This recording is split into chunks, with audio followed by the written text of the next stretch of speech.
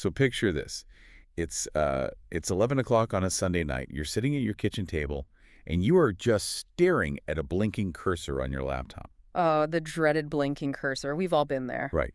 And you're realizing with this absolute sinking feeling that you have literally nothing planned to post for your business on Monday morning. And that panic is so real. Because meanwhile, across town, your biggest competitor is just humming along. Exactly. This massive multi-million-dollar brand has, an entire agency on retainer. They've got strategists, they have copywriters, a whole dedicated production team orchestrating this flawless 6-month content calendar. Yeah, and then there's you. Just you, armed with a lukewarm cup of coffee and a mounting sense of panic. Yeah. I mean, that is the visceral, everyday reality of running marketing for a small business. It's an inherently asymmetric landscape, you know? You are essentially competing against an industrialized machine, but you're using handmade tools. Which is exhausting just to think about. It really is. The sheer volume of output required just to maintain basic visibility today is staggering.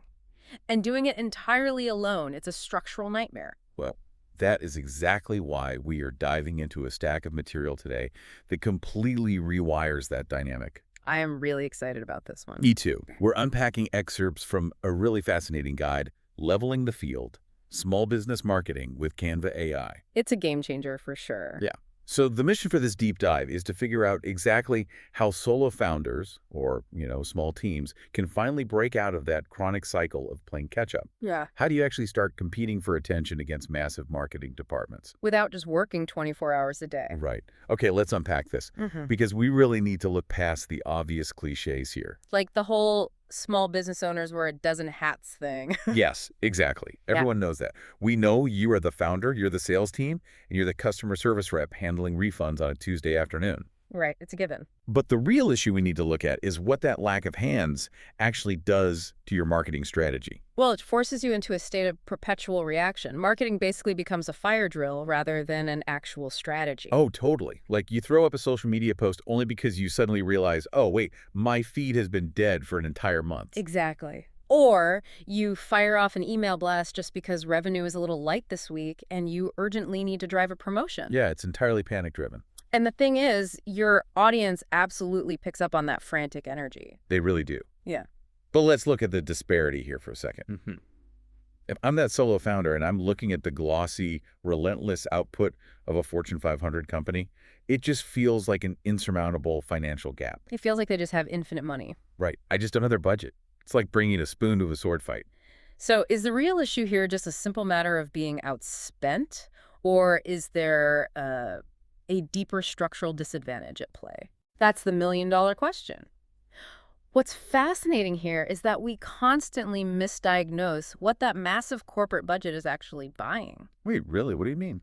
Well, we assume money buys better cameras, sleeker graphics, or, cleverer copywriters. And it does, right? Yeah. At least to an extent. To an extent, sure. But the core advantage that massive budget buys is consistency. Consistency. Okay. Break that down for me. Massive brands win market share because they show up relentlessly. The visuals are cohesive, the messaging hits the exact same beats, and the touch points happen on a completely predictable schedule. Ah, I see. So it's not just about looking pretty. No, not at all. Consistency is the mechanical engine of trust. You see a brand show up reliably day in and day out, and you subconsciously trust them more. And that trust eventually converts into a sale. Exactly. So the structural disadvantage for the small business isn't necessarily a lack of talent. It's simply the presence of creative bottlenecks. Because every single piece of content requires so much manual effort that showing up reliably becomes literally impossible. Right. You run out of hours way before you run out of ideas. Yeah, that resonates so much. So to hit that level of consistency, the speed of creation has to increase dramatically. Absolutely. But, looking at the sources, the ultimate momentum killer isn't the physical typing or the clicking around in a design program. Oh, no, not at all. It's the initiation phase. It's that terrifying blank screen where you are trying to pull a brilliant concept out of thin air while you're already exhausted. The cognitive load of starting from zero is immense. Every single time you sit down, you are essentially trying to invent the wheel all over again. Which brings us to the first mechanisms the guide talks about to bypass that initial cognitive load. Canva's Magic Design and Magic Write. These are incredible tools. And to be clear, these aren't just massive libraries of static templates you have to hunt through for hours. Magic Design actively generates custom layout options on a simple text prompt. It actually builds it for you. Exactly. Yeah. You type something highly specific like create an Instagram post for a Mother's Day promo for a local bakery with a warm, premium pastel design. That's a great prompt. Right. And the software parses those keywords, it analyzes the sentiment of warm and premium, it selects appropriate color palettes and typography, and it just assembles a starting visual. You completely bypass the blank page. It's wild. And psychologically, you are shifting your brain's operating mode. It is infinitely easier for a human being to edit and refine a rough draft than it is to generate a perfect concept from absolutely nothing. Oh, 100%. You move from the exhausting role of the creator to the much faster role of an editor or a curator. Okay, but let me play devil's advocate here for a second. Sure, go for it. If I use a tool like Magic Write to generate all my captions, my newsletters, and, my website copy, isn't my brand going to sound like a soulless robot within a week? That is a very valid fear. I mean, we have all read those LinkedIn posts or Instagram captions where it is painfully obvious a machine churned it out. Oh yeah, you can spot them a mile away. It's generic, it's hollow, and if consistency builds trust, sounding like a generic algorithm is going to instantly destroy that trust.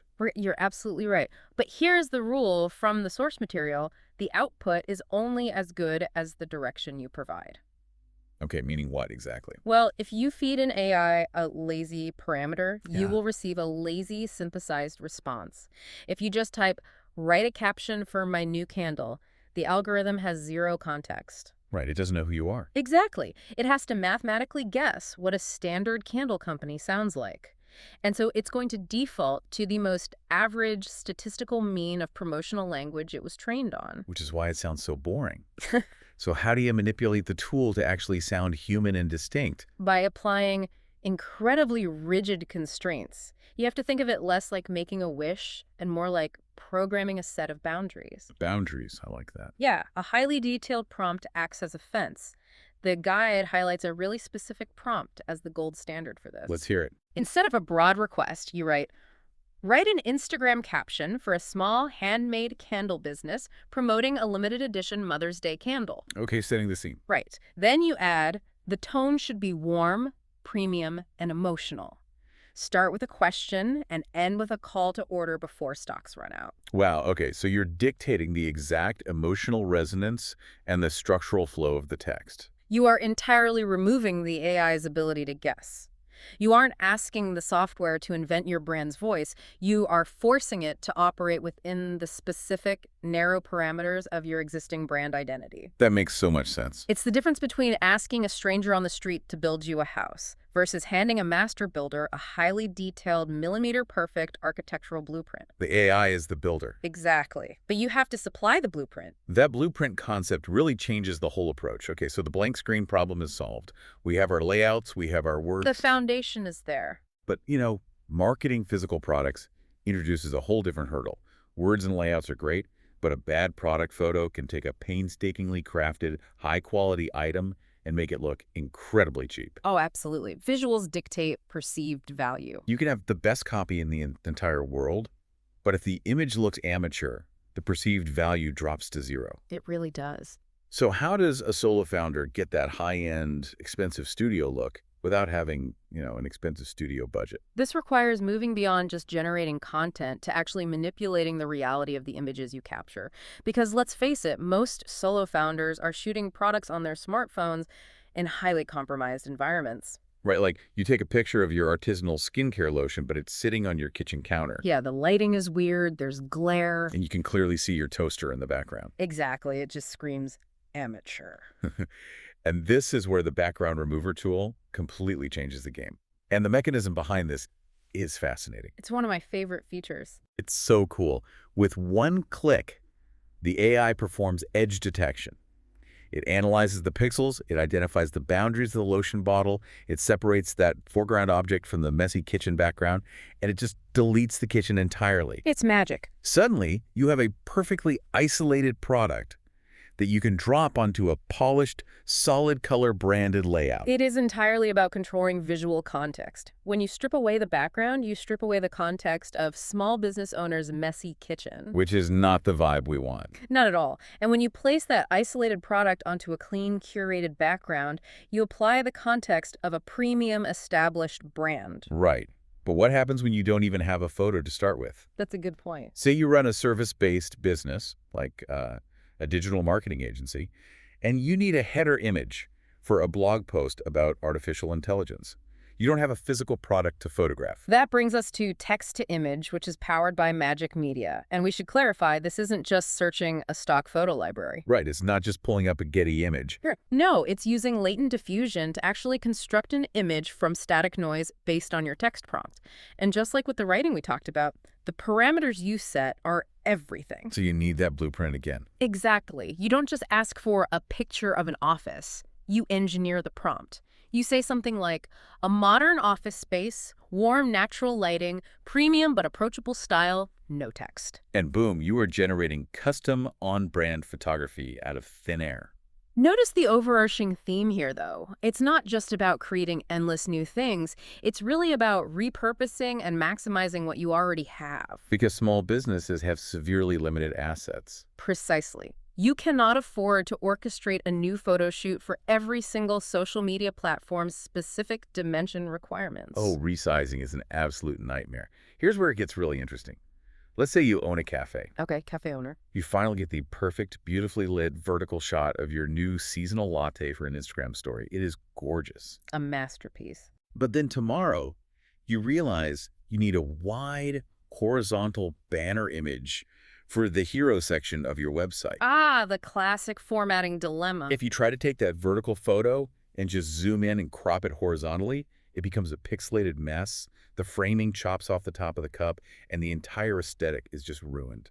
Historically, that asset was locked to its original format. You would literally have to go back, remake the latte, set up the lighting all over again, and shoot a second horizontal version. Which nobody has time for. Right. The friction of doing that means most people just don't bother, and then their website looks terrible. Enter Magic Expand. And this genuinely feels like magic because of how it actually works. It doesn't just stretch the pixels of your image. No, it's much smarter than that. The AI analyzes the context of your vertical latte photo.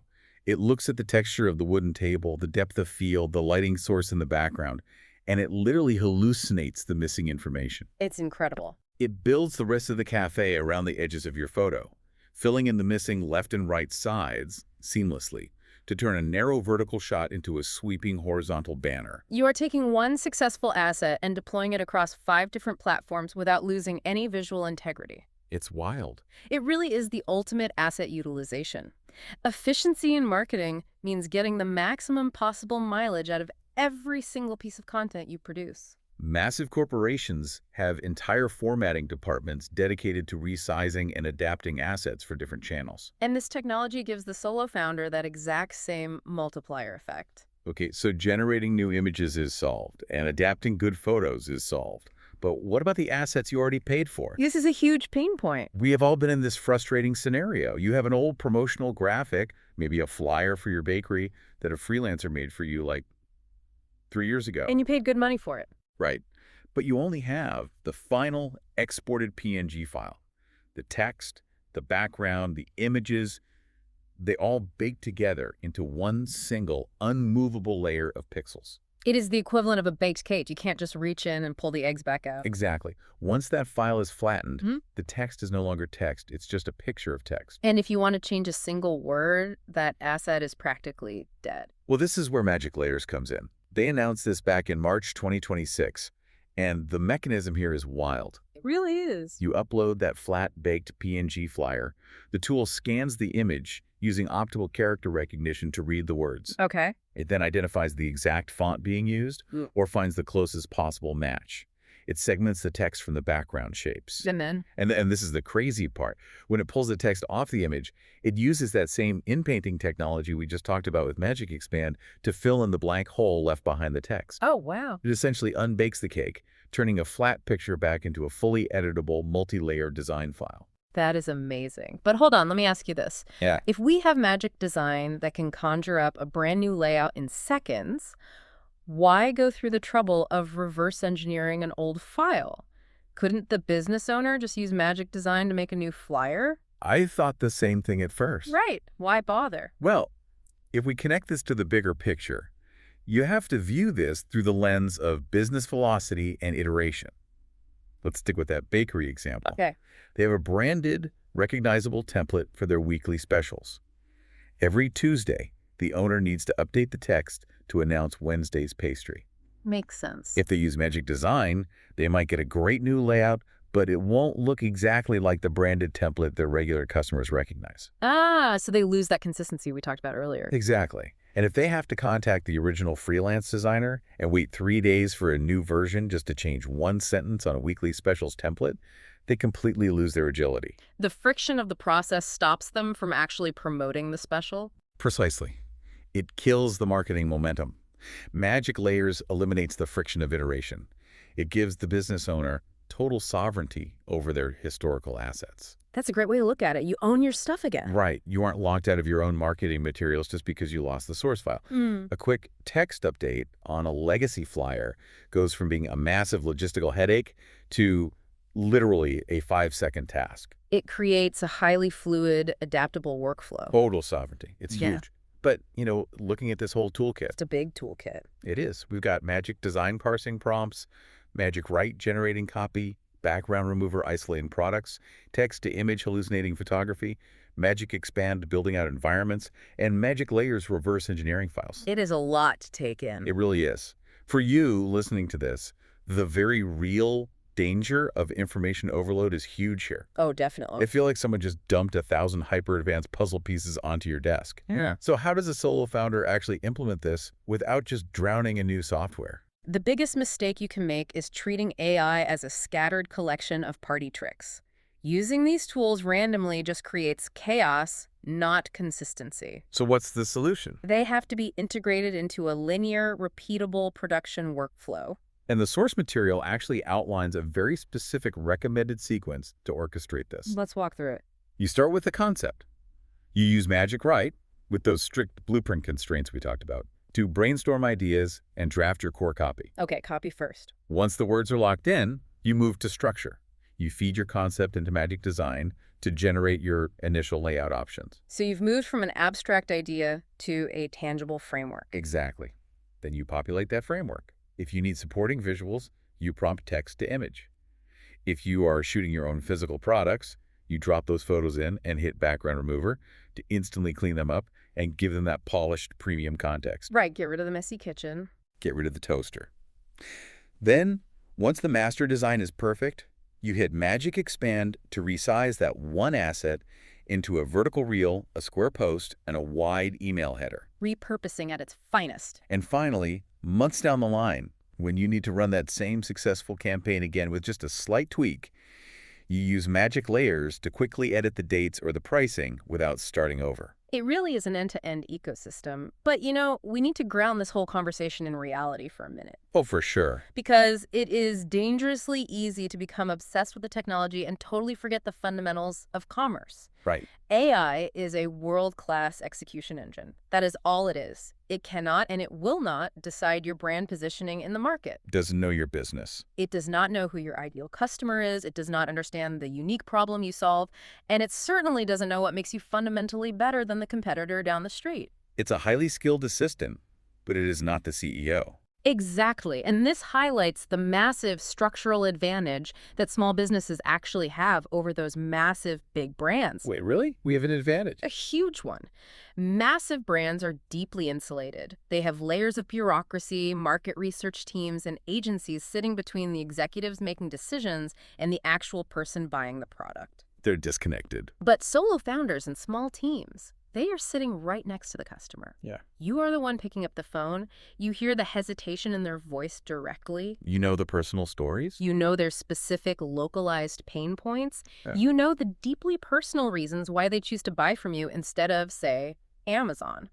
You possess the actual human empathy. Yes. An algorithm cannot manufacture genuine empathy. It only knows what has happened in the past. It doesn't know how your specific customer feels today. These AI tools simply exist to help you package and distribute that human empathy faster and with a higher degree of visual polish. So, what does this all mean for you? The most practical advice to take away from the sources today is this. Reject the pressure to become an AI expert overnight. Don't do it. Do not try to overhaul your entire business operations this week. Start with one problem. Keep it simple. Look at your current workflow and identify your single biggest friction point. If you freeze up and stare at the wall when it's time to write an email newsletter, just spend 20 minutes learning how to write a constrained prompt in Magic Write. Just fix that one thing. If your product photos look like they were taken in a dark closet, just learn how to click Background Remover. Master one mechanism at a time. Add additional tools only when your workflow naturally demands it. Because incremental adoption is the only sustainable path here. You don't need a revolution today.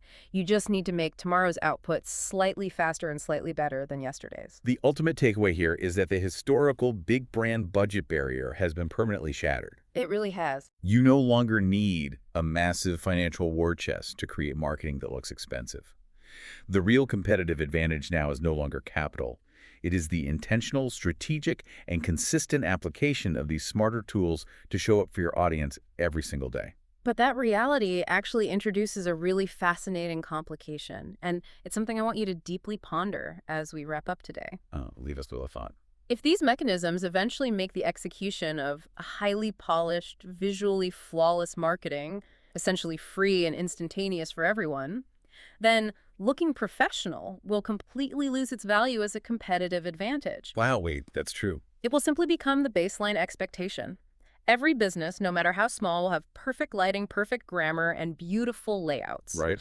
And when that visual playing field is completely leveled, the only true differentiator left in the market will be the depth of your empathy, the originality of your ideas, and the uniqueness of your human perspective. That is so powerful. So the real question isn't how many AI tools you can learn this week. The question is, how will you use the time these tools save you to become exponentially more human to your customers? That is exactly the right question to ask. You might still be in that corner of the ring with nothing but a laptop, but that laptop now hits with the weight of an entire agency. Thank you so much for joining us on this deep dive. Keep experimenting, keep showing up, and we'll catch you on the next one.